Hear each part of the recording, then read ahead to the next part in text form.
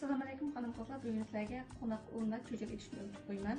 Buning kerakli material qo'noq un 2 piyola, cho'chir qiymasi, oq un 1 piyola, tuz, tuxum, qaynoq suv.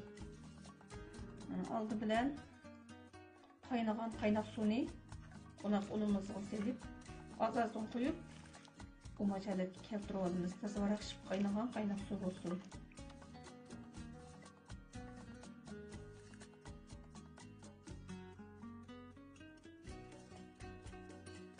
Mana musolat ekib oldik. Bu qo'l kiyimigidek bo'g'ichi so'tib, ondan keyin oq unni aralashtirib xamir yo'g'amiz.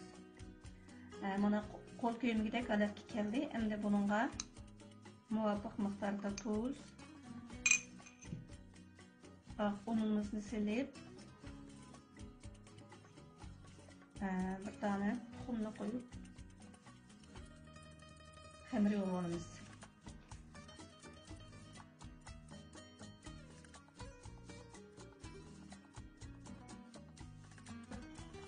Mana xamirimizni çok tayyorlab oldik. Endi kichik so'li o'zimiz qaqdek cho'nliqda, cho'nlik ketmasin. Qo'limizni pattirib, go'sht qiymasini solamiz. Selib, cho'risini yetishtirib, jumla qilatga ekib olamiz.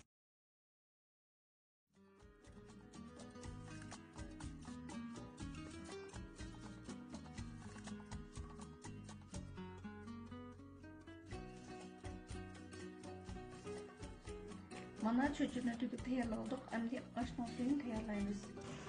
Mana oshning suyini tayyorlab oldik. Men g'ulpiya samsaq zanjirini qo'rib, qizilmuch qiyamini qo'rib, ondan keyin tayyorladim.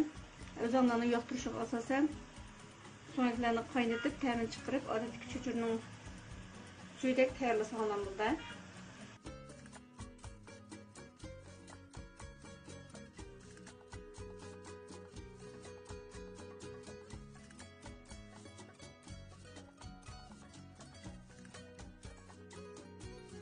Mana cho'chir pishganda ustiga laylaydi. Endi tuz ta'min etib, qachiq usimiz.